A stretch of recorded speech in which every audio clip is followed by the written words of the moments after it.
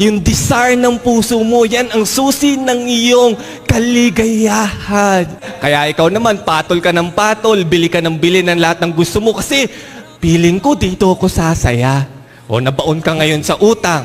Sinagot mo yung tao, o kinilig ka sa kanya, ang pogi-pogi niya, ang galing niya maligaw, talagang gentleman siya, sinagot mo, maligaya ka nung umpisa. Nung nagtagal na, hindi. Kasi hindi lahat ng tinitubok ng puso mo, ibig sabihin dun ka, sasaya pang matagalan. Sabi ng Bible, mapanling lang daw ang puso mo, mapanlansi. Na akala mo itong nararamdaman mo, totoong-totoo para sa'yo, pero linilin lang ka lang pala. Dahil dyan, the same heart na sinasabi mo magbibigay sa'yo ng kaligayahan, the same heart din na nag-harbor ng mga masasamang thoughts. Hindi po pala susi sa